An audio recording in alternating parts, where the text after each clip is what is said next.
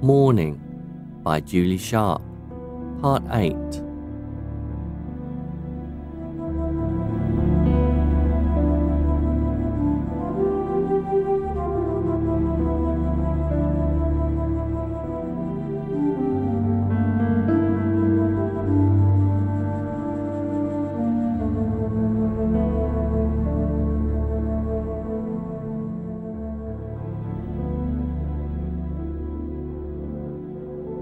It's strangely quiet in the streets.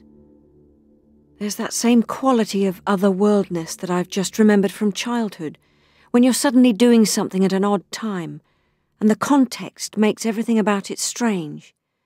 The feeling you get when you come home very late or very early. There are a few guards about, but they don't bother us. They'd feared trouble over Passover. But 3 women on their way somewhere, walking with a sense of purpose, doesn't disturb them. We don't look like insurrectionists.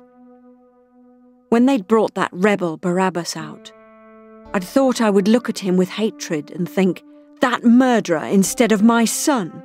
What is this madness? Can't you see it's madness? But of course you could see nothing of the kind. He was rather a small man.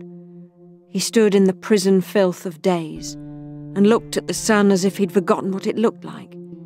And a young woman ran to him, and she had a small child of about 5 with her. And they both clung to him and wept, and he did too. And there was suddenly no place for anger. The madness was in the killing, not in him. The tomb is being watched, we know that. We followed the body as the Sabbath fell, wanting to see him safe in his stone womb, his resting place, and we were told that there would be guards there. There's something ironic about the fear of these men who never believed in his power, being afraid of his dead body. Do they think he can hurt them from beyond death? Are they afraid that we'll storm his grave like a fortified city and take him home ourselves? Does Pilate suspect that the priests who so feared him might desecrate his body as they desecrated it before death, with their spitting and striking? Perhaps they think I might steal him away to Galilee, so he can lie by the lake he loves, or that Peter and the others will steal him at night and say he's not dead, but has simply disappeared.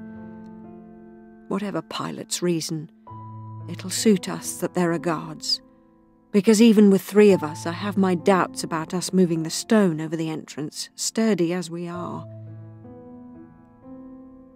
We're walking where we walked on that day, climbing that steep path. Golgotha, the place of the skull. Golgotha, place of warm blood shed and cold bone broken, and final breath.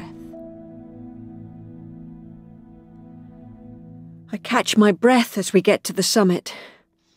The garden is to the left. A peaceful place, it stretches to the west of the city. Every kind of green is there, and at this time of year there are yellow jonquils and crocuses, purple, gold, and white. There are other flowers, small ones, mountain cyclamen, tiny windswept things, their petals flying back as if blown by an invisible wind. Here we are. Here's the place. Here he is. The guards are nowhere, but the stone isn't in place. Are they inside?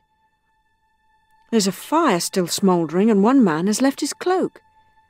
It's as if they ran away at speed and carelessly. Absently, I hold my hands out to the thin orange flames and feel my hands recover warmth, though I scarcely knew they were cold. Mary is going down to the tomb. I step after her.